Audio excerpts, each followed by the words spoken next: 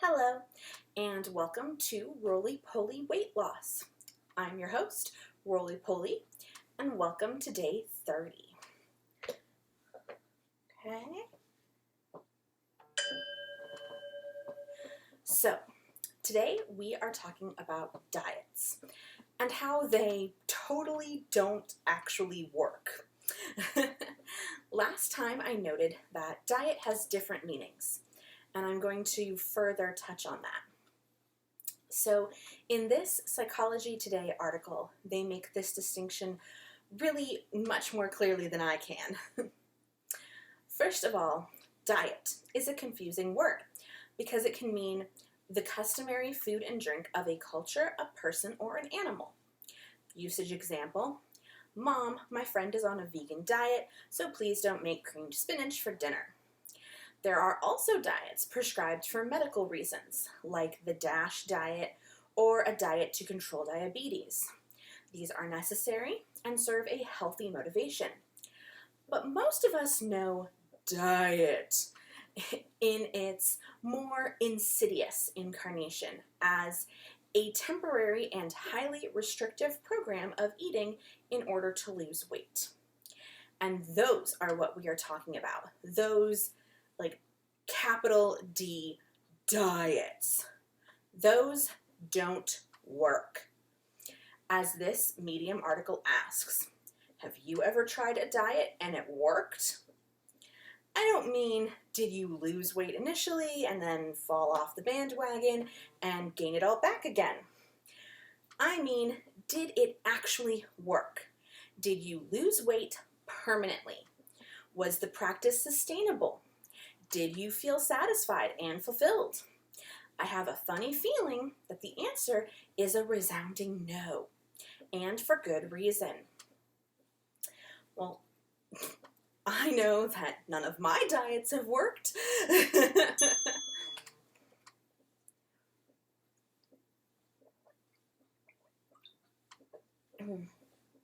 Some haven't even gotten me to the lose weight part, let alone all the way to the gain it back part. Some of them didn't even work in the first place, let alone long term. And it isn't just my diets that don't work, or my own self-will that isn't strong enough, or whatever. This Washington Post article lays it out in a kind of obvious way when you think about it. Not long ago, the Atkins diet villainized carbohydrates and convinced millions to avoid starches of any kind.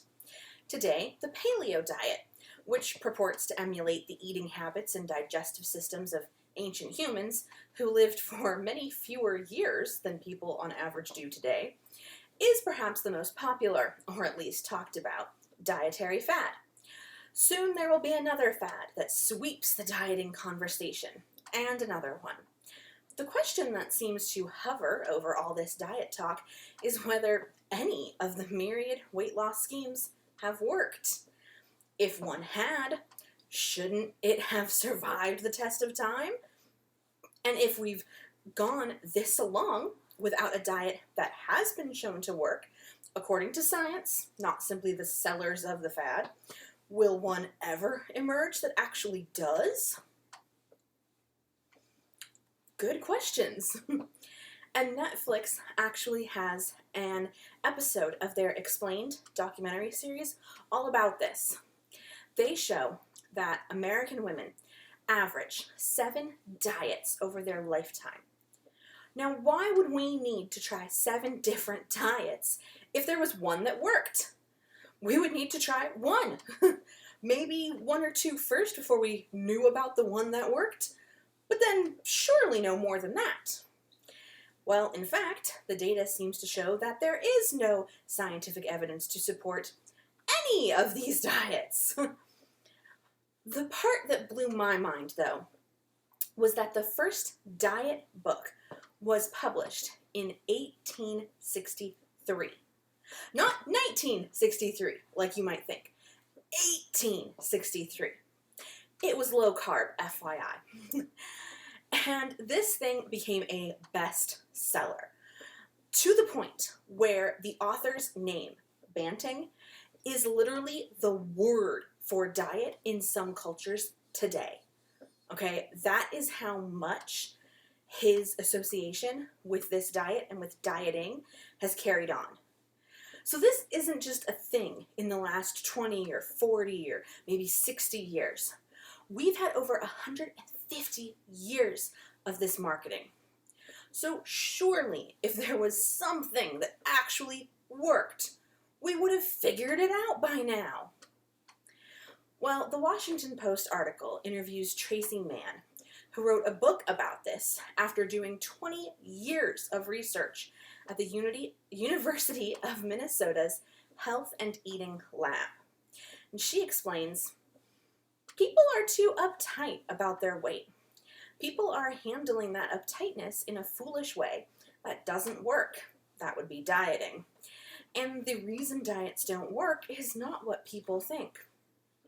So, as the Medium article explains, this is because we shouldn't diet. Our bodies simply aren't made to sustain long-term significant weight loss because, more often than not, it's not in our best interests. Dieting goes against a lot of the intuition that our bodies have developed over centuries of evolution. This is what we lay people typically call starvation mode. Your body freaks out that you're starving when you're just trying to diet. And it sabotages you to, save you. Because it thinks you're going to die. So, in her research, Mann notes, everyone is blaming dieters for regaining weight they lose. And that's just wrong. It's not their fault they regain weight. And it's not about willpower or any lack thereof.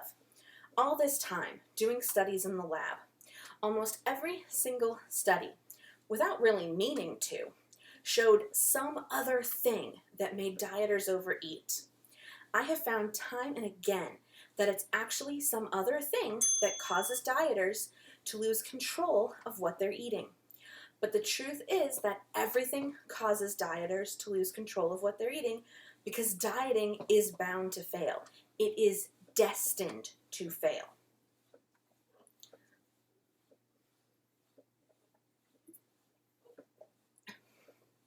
So that's a pretty heavy statement. Dieting is destined to fail. And in some ways, it's a little validating because, hey, it has nothing to do with your willpower. It's not your fault that your diet failed because you didn't have the willpower. Your diet was always going to fail regardless. And Mann elaborates on this. What people tend to think is that if only Joe had self-control, then he could succeed on his diet forever. And that's not accurate, as it turns out. That's not true. After you diet, so many biological changes happen in your body that it becomes practically impossible to keep the weight off. It's not about someone's self-control or strength of will. There are 3 biological changes that take place that seem most important to me. So one of these is your metabolism, as we know. We've already talked about this. When you diet and lose weight, your metabolism becomes super efficient, burning less calories and leaving more to become fat, because again, it thinks you're starving. This is why often you don't just gain the weight back, but gain more than you lost. Medium notes, the vast majority of people who lose weight through dieting end up regaining all the weight. It's not just you. As many as 60% of those gain back more weight than they lost. Done repeatedly, as many women who struggle with weight do, dieting can actually cause you to gain weight over time to a level that goes beyond your set point weight or the weight that best supports your body. So Mann also says that we have a set point weight, which is something I'm going to get into. And she suggests that we aim for this range that our body wants to be at instead of some ideal thin weight. Now, that's just the first thing. That's just metabolism. But it isn't just a metabolism thing. There's also this note from Medium. Your body needs a variety of nutrients, and miss out on these nutrients too long, including on many popular diet programs that you may think are safe, and you'll likely find yourself less than healthy. This can also cause weight gain. It may have nothing to do with calories, but everything to do with the body's attempt to take care of itself by getting the vitamins and minerals that it needs. So there's a distinct reaction from our body to metabolically hold on to things when we are trying to lose weight. Whether that's because it thinks we're dying or because we're coming in low on certain nutrients that we need, it wants to cling on. So the second big change that man lists is hormonal. As you lose body fat, the amount of different hormones in your body changes, and the hormones that help you feel full, or the level of those rather, decreases. The hormones that make you feel hungry, meanwhile, increases. So you become more likely to feel hungry and less likely to feel full given the same amount of food. Which is just cheating. So her studies, and again, 20 years of studying this kind of thing, has shown that when you lose weight, your body goes, oh no, we should make you want to eat more. So let's turn off the full hormone and turn on the hungry hormone. Really, body? Really? And then there's a third one. We have the neurological changes. When you are dieting, you actually become more likely to notice food. Basically, your brain becomes overly responsive to food, and especially to tasty-looking food. But you don't just notice it. It actually begins to look more appetizing and tempting. It has increased reward value. So the thing you're trying to resist becomes harder to resist. So, to summarize, her studies show that we're literally more aware of food. Our bodies are literally telling us we need more food to be full. And our bodies are using less of that food for necessities and turning more into fat. We are literally being sabotaged by our brains and bodies at every turn.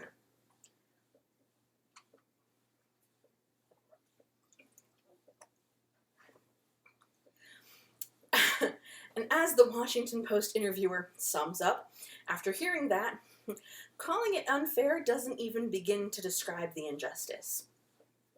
Which, yeah, it doesn't. That is totally unfair of our bodies to do this to us. And sure, our bodies think there's a good reason. They think they're saving us from dying, but they're not. They're ruining everything. But the exciting part of that is that finally, we are not being blamed for failing. We are not being told it's our willpower that isn't strong enough. It's actually our bodies sabotaging us. So man has a bit of an insight into willpower too, which I think is amazing.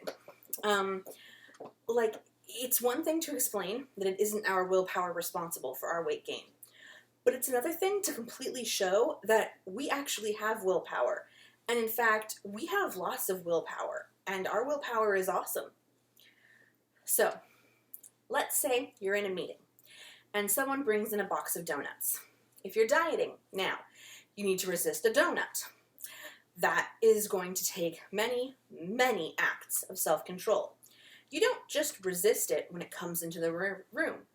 You resist it when you look up and notice it.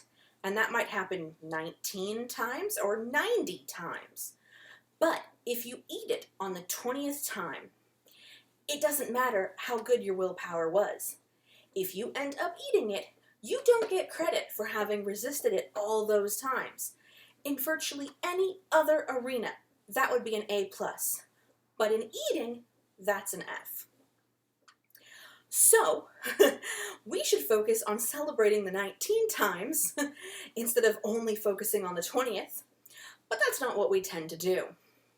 And man goes even further.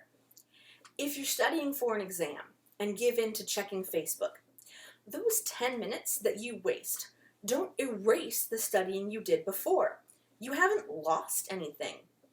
Whereas, with eating, when you suffer that one moment of weakness, It actually undoes all the successful willpower that came before it. So this is why, she says, you can't correlate willpower to something like weight loss. It just doesn't correlate. But you can correlate willpower to something like test scores. You can very clearly see where the willpower to study resulted in improvement on test scores, and where that little 10-minute pause on Facebook might cause a blip, but it doesn't detrimentally erase all of your willpower in studying. But it doesn't correlate that way to weight loss and food and eating. It just doesn't. But everyone assumes it does. Even dieters. Even we assume it's our willpower that's the problem, and it's not. So, even if you ignore willpower, okay, take that out of the equation, could diets still maybe work? Yeah, no. They just don't. And for people who think their diets are working, man has an answer for them too. You're in the honeymoon stage. A 200-pound person will lose about 20 pounds in the short run. But the short run isn't the whole story. Everyone acts like the short run is the whole story, and that anything that happens later is the dieter's fault and not really part of the diet. People act like the only part that is the diet's fault is the beginning bit. The long-term part, people always say that's not the diet, that's the person. And yet, it's clear that that's not true. It's over the long term that you see all these biological changes take control. And that's where we go back to our body. If you are going to give the diet credit for the honeymoon first few weeks or months when you've lost the weight, you also have to give the diet credit for what comes after when your body makes all these changes and make it impossible for you to maintain it. And Psychology Today adds to this. Since dieting, by definition, is a temporary food plan, it won't work in the long run. Moreover, the deprivation of restrictive diets may lead to a diet overeat or diet binge cycle.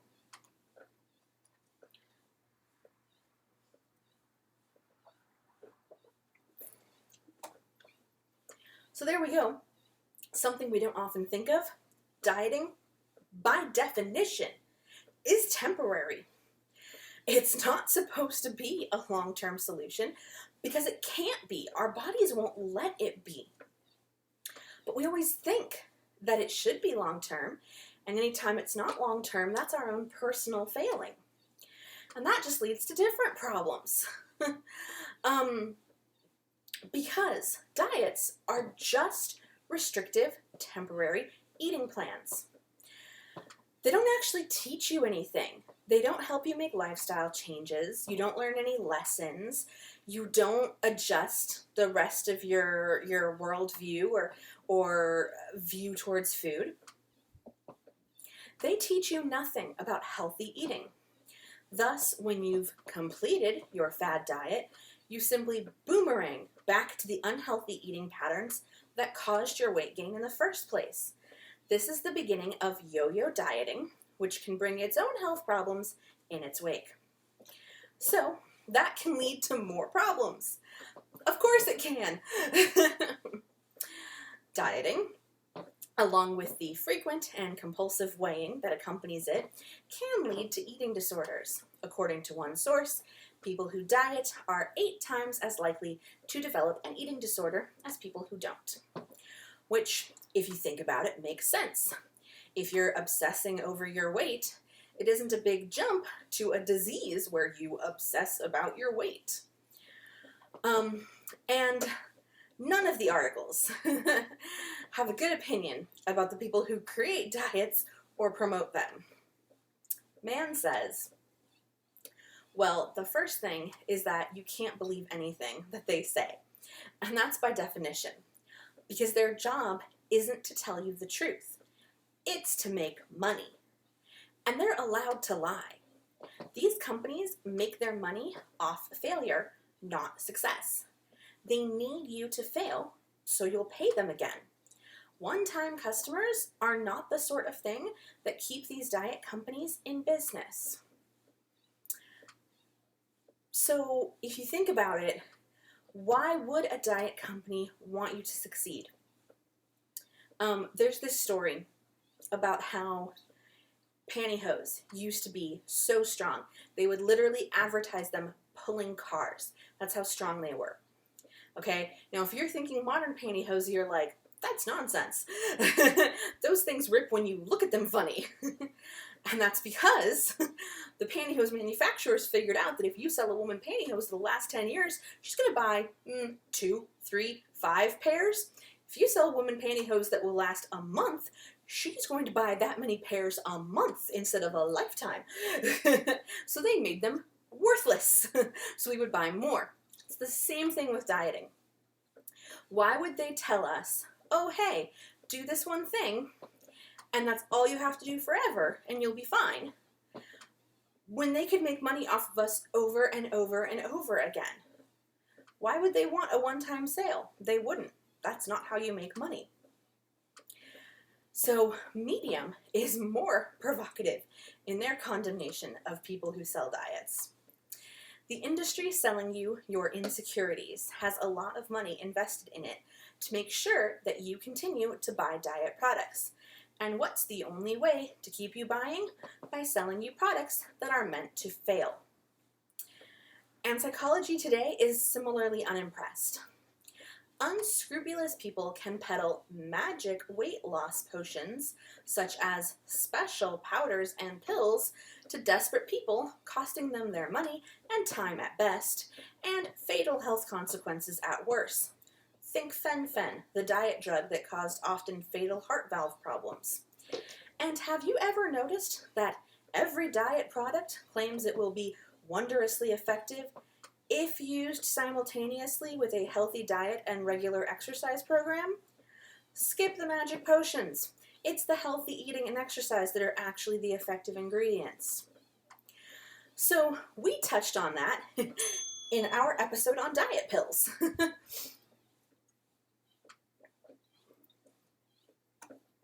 Including specifically Fen-Phen, which is ephedra. But it also can apply to diets in general, especially the kind that sells you pills or powders or anything like that. And they do lie. And I'm not even talking about the scientific results or the long-term viability of their studies. They lie about the initial premise. So take the paleo diet, for example. The whole idea is to cut out grains, basically, because that's how our Paleolithic ancestors ate.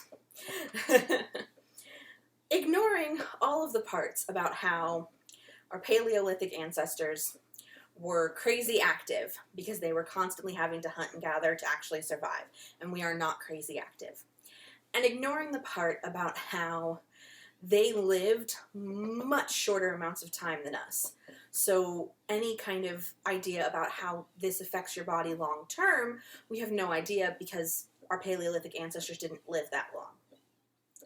And completely ignoring the fact that there could be genetic changes between Paleolithic ancestors and us that make this not as effective for us as it appears to be for them. Okay, ignoring all those things, the premise is to cut out grains, because that's how they ate. But, as Netflix's Why Diets Fail Explained shows, actual research into actual Paleolithic ancestors indicates that they did eat grains. So, even if you took everything else out of the picture, that whole concept of cutting out grains because that's how they ate is a lie. They didn't cut out grains. There's so little truth to that. But it is such a huge deal right now. And even worse is the idea of a detox, which I will get into, believe me, but just briefly today. Our body has a detoxing system, which involves our kidneys and our livers and all of our other internal squishy stuff. And that, generally does the job. Unless you have a medical problem that your body's own detox system has broken, a detox diet or a detox part of a diet is just straight up nonsense. The biggest thing I remember, and it's not a diet, but it was those pads that you would put on the bottom of your feet, and they would suck the bad stuff out through the bottom of your feet, and the pads would turn brown. And even if we ignore all of the scientific and medical inaccuracies of toxins collecting in your feet and being able to get sucked out of your skin, they've proved on like Mythbusters and stuff that that's just literally a chemical in the pads that turns brown when it's exposed to air or heat from your foot or whatever, depending on the different ones. It's literally just a magic trick to change the color of the pad. It does nothing for your body. And that's the one I always think of when I think of these detox diets. I'm like, yeah, I think it's just a magic trick. I don't think that actually detoxes anything. And part of this is because the diet industry is not the same as like the food industry or the health industry or the you. Who has your best interests at heart? I'm not necessarily saying that the health industry or the food industry do either, but the diet industry is so far removed from those. The diet industry is not the same people who want to sell you healthy fruits and vegetables. It's the people who want to sell you protein powders and diet cookies and I don't even know what, magic pills. It's a completely separate industry. And their whole thing is to make money, not to actually make you lose weight. So it's all just marketing. Lying marketing, more so than usual.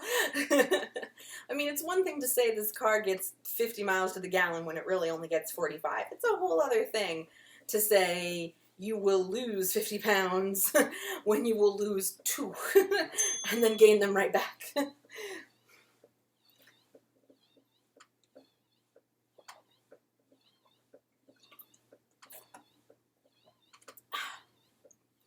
So, what do we do? Well, we stop falling for diets. But one thing that we can start by doing right now is to stop blaming our willpower. It's really, really common, and it isn't just other people saying, oh, if Joe had more willpower, he could stick to his diet forever. It's us saying it too. I know I've blamed myself for my willpower flaws. And I've definitely, thought that about other people, and I've heard people say it about me.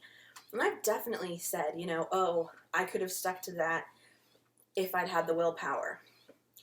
And that's a fundamental shift in your thinking that you have to make. That it isn't you that's failing, it's the diets that's failing. And that's a hard shift to make. It's something that I first encountered, 4 or 5 years ago. And I'm still struggling with the idea that it's not my fault. So I'm not suggesting that you wake up tomorrow and have completely 180'd your outlook on willpower and your ability to lose weight and what you think about diets. I'm not saying that. It'll probably take a while. It's taking a while for me. But it's almost like a form of self-care. To stop putting yourself down for losing your way with these diets. Which, again, as man said, they will fail. They are destined to fail. They are designed to fail. And it's important to keep that in mind. And whenever you feel yourself blaming your willpower or blaming yourself, to throw in that correction of, no, it is designed to fail. It is not my fault. Because diets, capital D, industry diets, will fail. They will not work.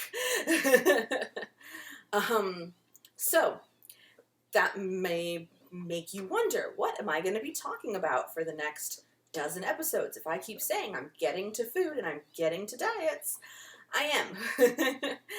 And I am going to be talking about diets, because diets as a whole are designed to fail.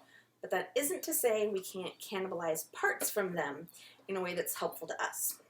So, don't throw out all your diet books just yet, but regard them with a pinch of salt, or a giant salt shaker of salt.